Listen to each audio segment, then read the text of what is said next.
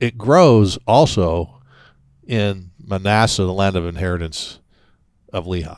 It's kind of the only place it grows in Israel. As part of this Exodus theme, they're actually making stops that are the same stops as the children of Israel. Glory, glory, glory. Exodus themes are found all through the Book of Mormon. Humphreys had that stop at the exact same place as Shazer. That Lehi basically followed Moses' roadmap. A lot of this directionality is after they get the Laihona, which is their holy spiritual compass, essentially, where the Lord's speaking to them. In the Arabic, it can mean failed hunt. The following is an episode of Ward Radio and does not represent the thoughts or the opinions of KHTS, its owners, or any of its affiliates, nor does it represent the official opinion of the Church of Jesus Christ of Latter-day Saints. With that said, sit back, relax, and enjoy the program. Everybody that's driven between Los Angeles and Salt Lake City has stopped at the same weird ice cream cone-shaped gas station. In Baker. Yeah, you know. I know it. Exactly. Welcome, ladies and gentlemen, back to Ward Radio. I am your host, Cardinalist. Today I'm joined in the studio by Josh Gailey, author of the book Witnessing Miracles, Historical Evidence for the Resurrection and the Book of Mormon, as well as by Jerry Grover, who is also the author of Calendars and Chronologies of the Book of Mormon. And today we were about to leave to go to lunch after the last segment, but then Jerry started talking about new groundbreaking, unpublished research about how Lehi, the first prophet of the Book of Mormon, would have followed Moses's roadmap through the Exodus. And you started talking about Shazer, started talking about Elam, and how all of the spots that Moses stopped at, it looks like Lehi was stopping at. And I said, okay, hold on. Lunch can wait. We got to sit back down, turn the lights back on. Let's fast, brethren. Yeah, let's fast, brethren. And Jerry Grover, geologist of geologists, civil engineer of civil engineers, linguist of linguists, is going to tell us about his new unpublished research having to do with Lehi following Moses' roadmap. But before he does, he's going to smile. Yeah, there we go. Okay, that's much better, brother. That's I get much serious, better. but this is a serious topic. Yeah. All right, dude. So tell us, how did Lehi follow Moses' roadmap, my man? Okay, well, this is, me and Don Bradley are pretty good friends, and we kind of review each other's work and that kind of thing. In his book on the 116 pages, there's a section where he talks about elements that are found, or at least referenced in the 116 pages sources, that are kind of matching the Exodus theme. Yeah. Okay. And Exodus themes are found all through the Book of Mormon. Mosiah leaving land of Nephi, coming to Zarahemla, the Jaredites going to the Promised Land. So it's not a new concept. Like literal groups that are making an exodus across the text. That's happening multiple times. Yes. And so Lehi, what Don makes the argument that there are these Exodus parallels or biblical typology or themes, meaning they're trying, it probably happened, but they're also, it kind of gives legitimacy, honestly, to Lehi and Nephi as kind of the new Moseses in a certain way, right? So, and one of the things he did is that there's the Fayette Lapham letter or interview where, that's discussed by Joseph Smith Sr. There's a couple parts where Don went through and matched it up, but he said there's something that they went to get brass and they went to get gold. He just kind of says, well, I don't know if those have any relevance. So I thought, I was wondering, because I had read, I was part of my geology research. There's a book called The Miracles of Exodus. It's by Colin Humphreys. He's a world-renowned Cambridge University scientist. And what he's done is he's explained the different miracles or plagues of the Exodus scientifically, and he also had a proposal that Sinai was Mount Better, which is a volcano in Western Arabia, along essentially close to, not too far from the route, the frankincense trail, and the route that Lehi would have taken, right? And as part of my research on names in the Book of Mormon, I had looked at Shazer, which is one of the stops. And I noticed that he had one of the stops, the stations are named where the children of Israel stopped. So the people, they go, Nephi and Lehi and their party, they go from Jerusalem, they go down to the borders of the Red Sea at the valley of Lemuel and the river Laman. And then from there, they go across the river, it says, and within a short time frame, they're in a place that they call Shazer. Yeah, and I think it was like 4 days. They actually identified 4 it. days. Okay. Yeah, 3 or 4 days travel. So that's why. And they give the direction, right? They give the direction. It's southeast. Yeah. So most Book of Mormon scholars say, okay, we know where this Shazer is. I can't remember what the modern day. Is that in Aqaba? It's on the tip. No, it's east. It's basically just at the Okay, yeah, you can pull it up. Yeah, this is what happens when you have on the fly discussions that turn into podcasts. Yeah, I didn't come prepared. No, I hear. Keep going. so essentially, so it shows Shazer there. Yeah. Anyway, it's a large oasis. It's very well known. And the interesting thing is, I had one of the meanings for that proposed by Nibley. Well, some people said it means twisted. He actually has an Egyptian Arabic, which means trees. Well, one of the stops, I noticed one of the stops, the stations, if you want to call them that, in the Exodus is Elam, which in Hebrew means trees. And Humphreys had that stop at the exact same place as Shazer. So I thought, interesting. So this kind of raised my ideas, like maybe Wadi Sharma. Sharma. Yeah, Wadi right? Sharma, right? And so I thought, you know what? Maybe there's something going on here, right?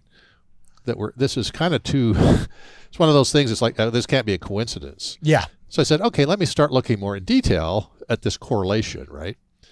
And so you have the stop before Elam is Mara.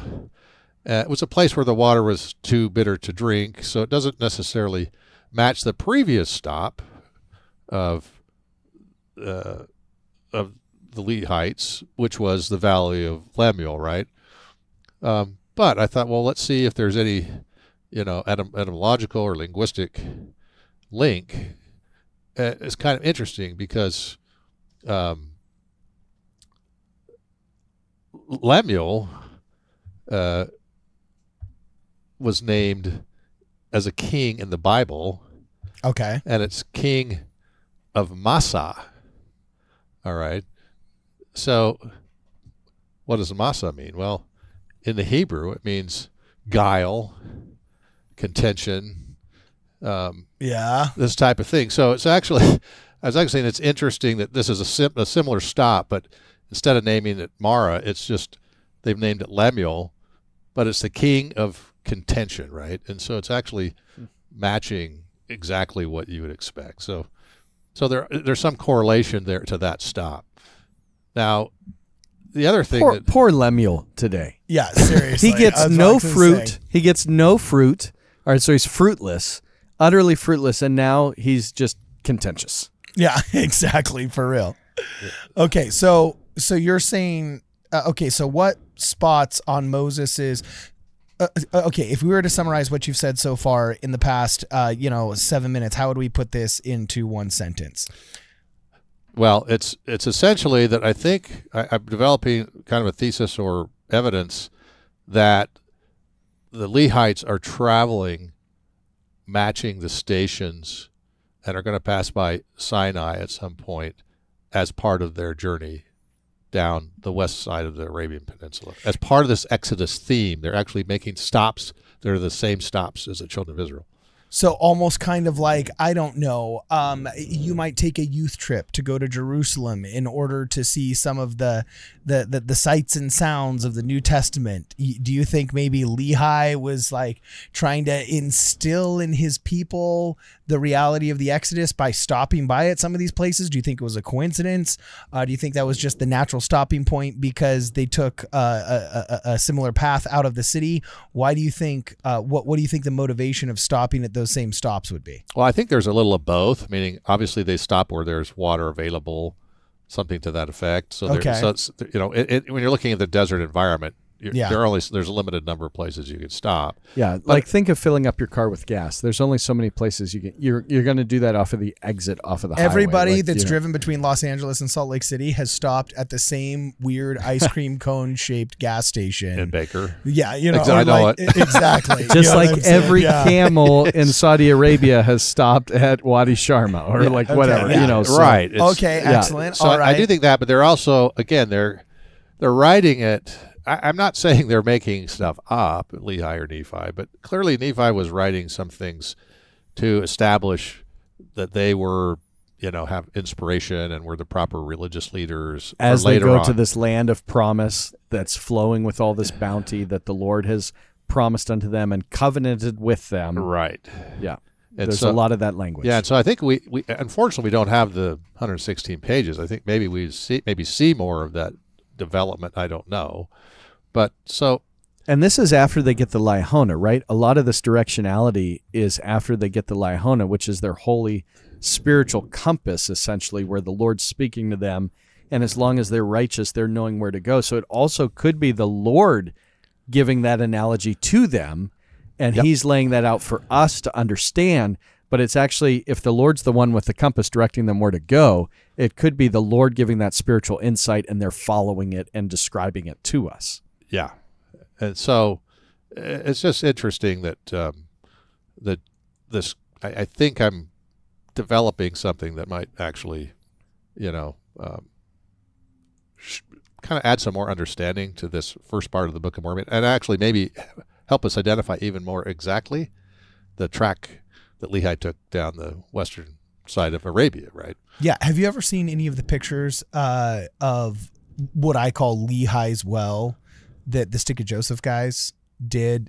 Have you ever spoken with any of those guys? Or so there's this really interesting well that's like a 3 days journey by camel southeast of Jerusalem. I can't remember the exact quotation in kilometers or how many days exactly it is by camel, but I do remember the claim was that basically it had to have been as the only continuously functioning well for the past 3,000 years, and a well that predates Lehi by at least 100 years, according to a lot of the archaeological information about it, that well has been there for a long time, since before Lehi, and it's the only source of water in like a 20-mile radius or something along those lines. So if you were traveling southeast out of Jerusalem, you would have had to stop there.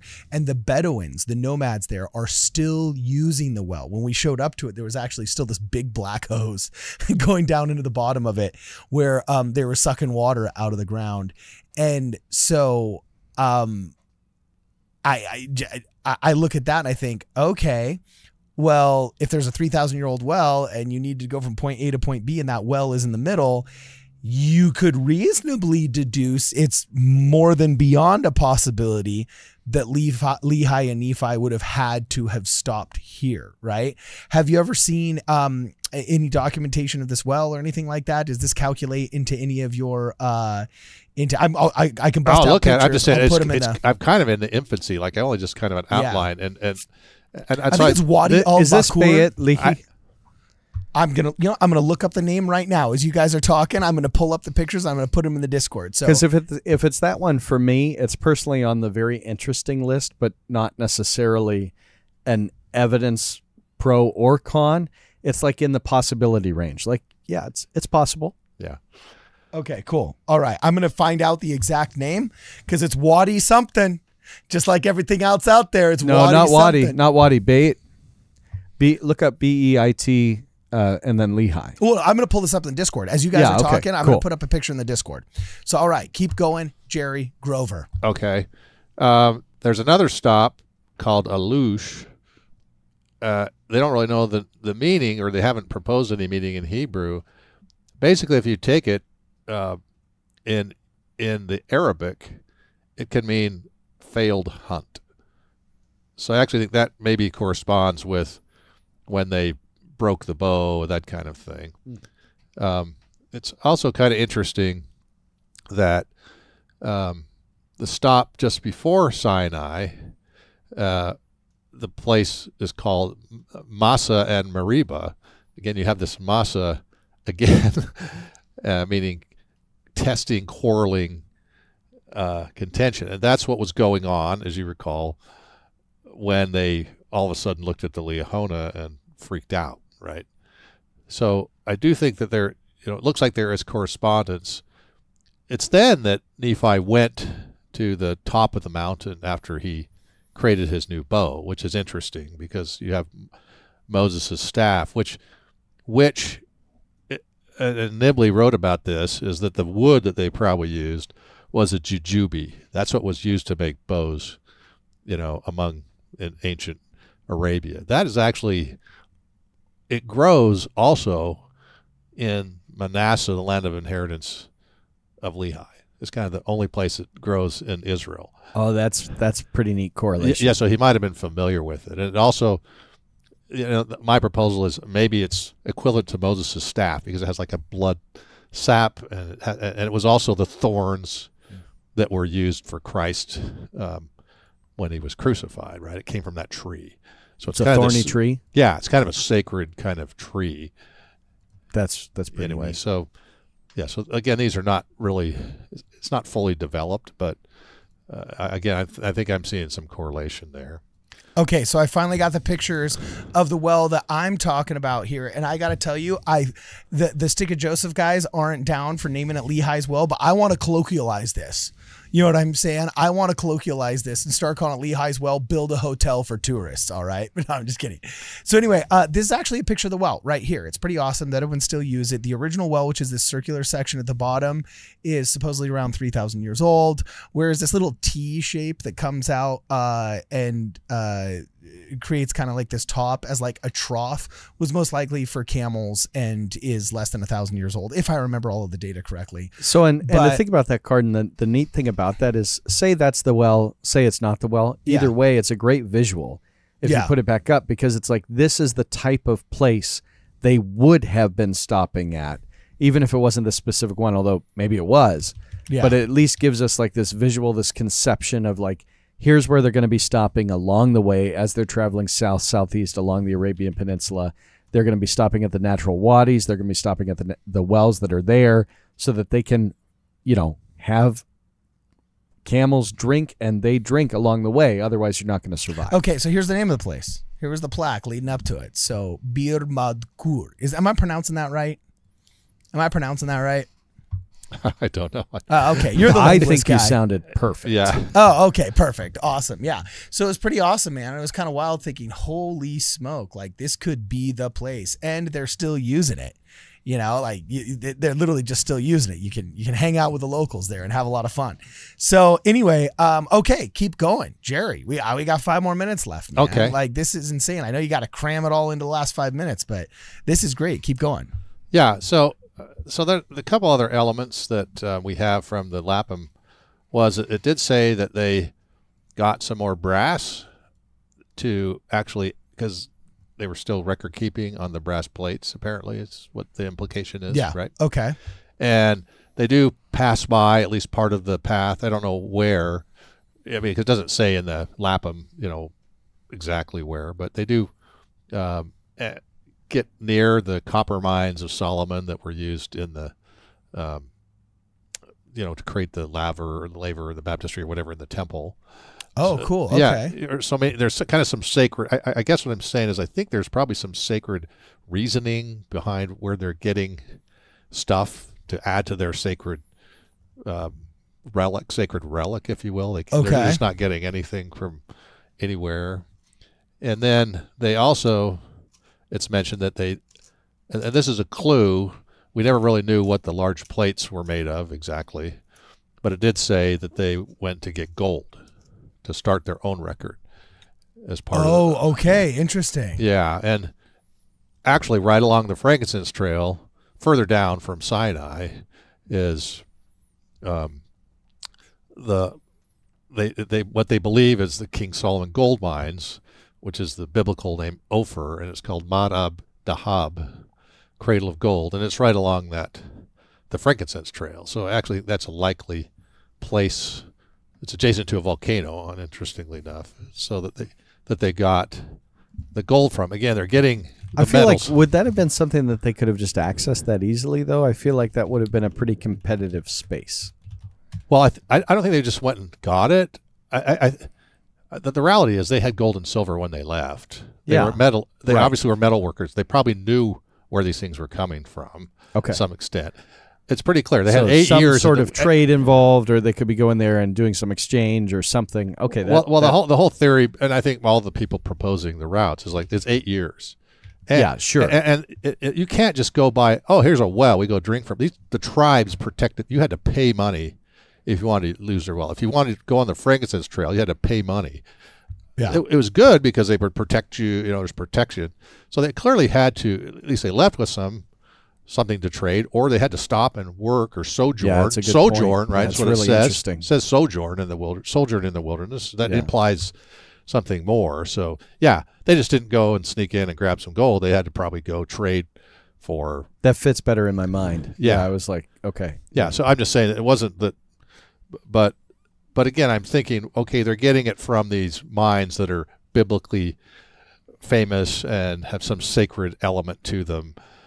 That's where the material for their sacred record is coming from. Does that make sense? Yeah, totally. Yeah, and so I do think possibly this could add a little bit more details, at least on that portion of the record. I do think it's also important where I kind of say, well, maybe where Nephi went to hunt after his bow was repaired, or he built or created a new bow.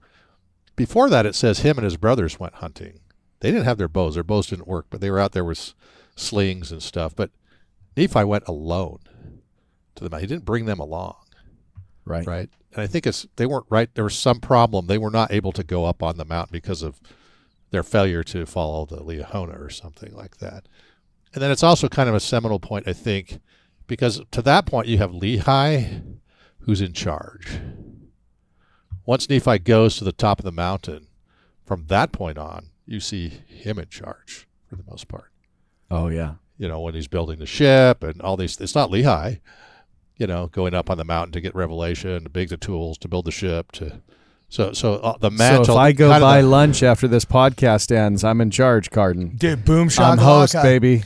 I'm going to go get food. You It's buy up me the hill. lunch, you can be in charge, baby. Yeah. So kind of the Moses mantle shifts to Nephi. Right. So I think there's something happening there. Again, some of this obviously conjecture, right? No, it is, but it's interesting. Yeah, so it's just, but I think there's maybe some evidence that we can put together that, in fact, it has some correlation. I wish we had the 116 pages. Exactly, where it would be like, okay, there's meaning here, and here's why, but otherwise, here's the kind of a roundabout way that we're kind of dialing that in. Yeah, and it's kind of riffing off Don Bradley a bit. Yeah, off for his sure. book, so for sure. Yeah, and as part of it's just because I reviewed some of his stuff. So anyway, kind of I don't know what you want to title this podcast. Lehi basically followed Moses' roadmap. Do you think these were things just so common in the zeitgeist that people kind of know where to go? Or do you think that there really was kind of a in the know nature to this? Like, for example, if I say, okay, from Los Angeles, you have to take the 14 freeway to the Pear Blossom Highway to the 15, and then you go past Vegas and then you make it to Salt Lake City.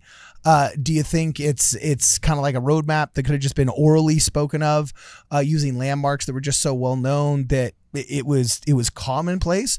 Or do you think that almost there had to be like almost an esoteric nature to it, that like through revelation he found it, or maybe there was a cool hidden map somewhere that Captain John Sparrow found later on in the Chateau d'If, like, just what do you think, bro? Well, I think that's kind of a question that is the Lehi involved here in directing them, or it's possible. I mean, nobody knew where all these stops were. Nobody, had documented these. That's why there was some debate where Sinai is, right? Whether they knew these locations. Pretty big debate on where Sinai is. Yes, yeah. Whether they knew these locations back then, and had some idea where Sinai was back then, I don't know. That's a good question. But I'm down with that Ron Wyatt location just because the YouTube videos look a lot more cool.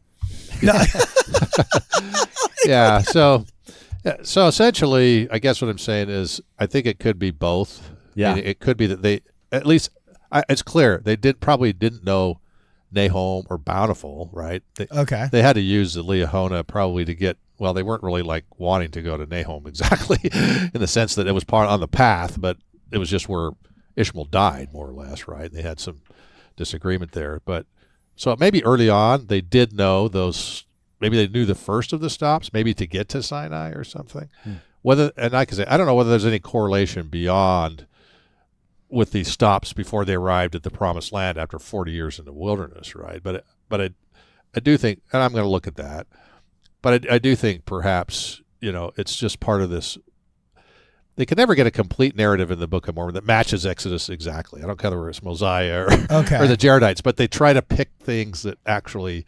Well, and here we are at the early phase of research. Here we are at the earliest phase of research, kind of dialing it in. And Jerry's not putting a pin in it and saying this is exactly it. He's saying, I'm exploring here. Yeah, and I just, maybe the readers find it interesting. That Exactly. And what I'm saying is, I think there's just a lot of stuff in the Book of Mormon we still haven't figured out. And, Awesome. Dude, I am loving this. This is awesome. So unfortunately, that's all the time we got, man. We're going to have to go. And we're actually going to go do that lunch. And keep your mouth shut about cool. We're going to switch Book chairs of Mormon afterwards archaeology. when we get back. Or you know what I'm saying? We get some so manna. that we don't have to do a third episode before that lunch. You know what I'm saying? So are we getting some manna from Carl's Jr.? Is that right? Yeah, some manna. Awesome. Hey, how come nobody has capitalized on the Christian right in America and named it a manna burger? They'd probably protest it. They would probably protest it. That's the real answer right there.